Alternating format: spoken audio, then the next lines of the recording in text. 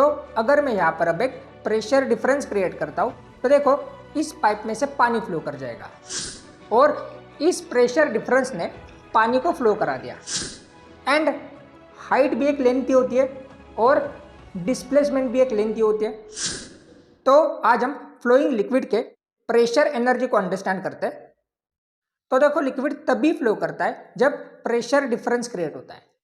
अगर मैं यहाँ पर अब एक प्रेशर डिफरेंस क्रिएट करता हूँ तो देखो इस पाइप में से पानी फ्लो कर जाएगा। अभी इस कंडीशन में इस पाइप के ओपन एंड पर और इस बॉटल के ओपन एंड पर जो प्रेशर लग रहा है वो सेम है and that is atmospheric pressure. Same pressure की वजह से पानी फ्लो नहीं करता। लेकिन अगर मैं यहाँ पर अब एक प्रेशर डिफरेंस क्रिएट करता हूँ तो देखो इस पाइप में से पानी फ्लो कर जाएगा। देखो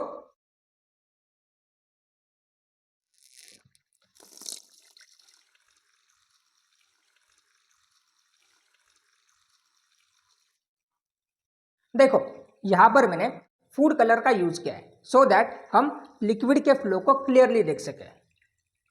देखो यहां पर मैंने क्या किया तो बस एक प्रेशर डिफरेंस क्रिएट किया और पानी को फ्लो करा दिया। कैसे? तो बस मैंने इस पाइप में से हवा को बाहर खींच लिया। जो एटमॉस्फेरिक प्रेशर इस पाइप के ओपन एंड पर लग रहा था वो बंद हुआ और इस बॉटल के ओपन एंड पर एटमॉस्फेरिक प्रेशर लग ही रहा था। यहाँ पर एक प्रेशर डिफरेंस क्रिएट हुआ और इस प्रेशर डिफरेंस ने पानी को फ्लो करा दिया। लिक्विड फ्लो करने के लिए प्रेशर डिफरेंस होना जरूरी होता है। लिक्विड तभी फ्लो करता है जब प्रेशर डिफरेंस क्रिएट होता है। देखो फिर से यहाँ पर मैंने क्या किया तो इस पाइप में से हवा को बाहर खींच लिया। जो एटमॉस्फेरिक प्रेशर इस पाइप के ओपन एंड पर लग रहा था वो बंद हुआ और इस बॉटल के ओपन एंड पर एटमॉस्फेरिक प्रेशर लग ही रहा था। यहाँ पर एक प्रेशर डिफरेंस क्रिएट हुआ। लिक्विड फ्लो करने के लिए प्रेशर डिफरेंस होना जरूरी होता है। लिक्विड तभी फ्लो करता है जब प्रेशर डिफरेंस क्रिएट होता है। अब हम इस प्रेशर एनर्जी को और डीपली अंडरस्टैंड करते हैं। इस प्रेशर एनर्जी को हम कैलकुलेट कैसे करते हैं? तो हमेशा याद रखो अगर आपको किसी भी टाइप की एनर्जी कैलकुलेट करनी है तो हम हमेशा वर्क कैलकुलेट करते हैं बिकॉज एनर्जी होती है कैपेसिटी टू डू वर्क। अगर हमें यहाँ पर अब प्रेशर एनर्जी कैलकुलेट करनी है तो हम वर्क कैलकुलेट करेंगे। Pressure energy is equal to work. देखो हमेशा याद रखो अगर आपको किसी भी टाइप की एनर्जी कैलकुलेट करनी है तो हम हमेशा वर्क कैलकुलेट करते हैं। Pressure energy is equal to work और वर्क होता है फोर्स इनटू डिस्प्लेसमेंट। देखो वर्क होता है फोर्स इनटू डिस्प्लेसमेंट। देखो वर्क होता है फोर्स इनटू डिस्प्लेसमेंट। अब यहां पर हम force is equal to pressure into area substitute करेंगे बिकॉज प्रेशर होता है फोर्स अपॉन एरिया और अगर हम यहां पर इस फोर्स को सब्जेक्ट बनाते हैं मतलब एरिया जो फोर्स को डिवाइड है यहां पर ट्रांसफर करके इस प्रेशर को मल्टीप्लाई कर देंगे। हमें फोर्स इज इक्वल टू मिलेगा प्रेशर इनटू एरिया। यहां पर हम force is equal to pressure into area substitute करेंगे।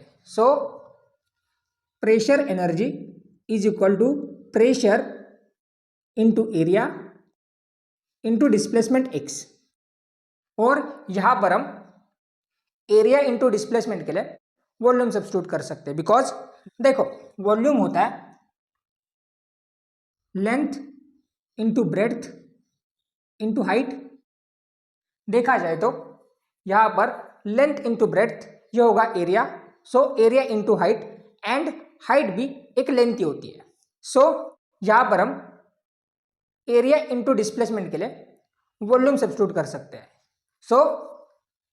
Pressure into volume. देखो यहां पर वॉल्यूम होता है length into breadth into height. देखा जाए तो ये तीनों लेंथ ही है और यहां पर हम लेंथ इंटू ब्रेड्थ के लिए एरिया सब्स्टिट्यूट कर सकते हैं। So area into height, and height भी एक लेंथ ही होती है और डिस्प्लेसमेंट भी एक लेंथ ही होती है।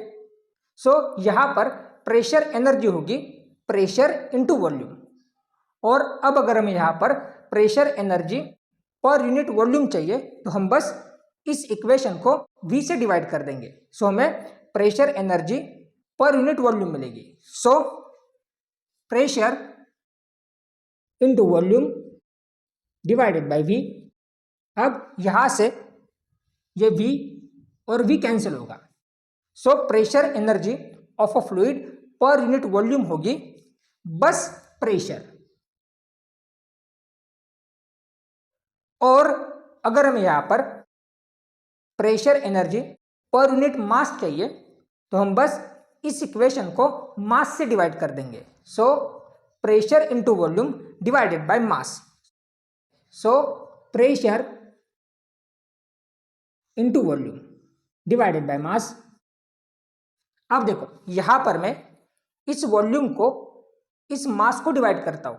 सो देखो pressure divided by mass upon volume, और मास अपॉन वॉल्यूम ये होती है डेंसिटी। देखो डेंसिटी होती है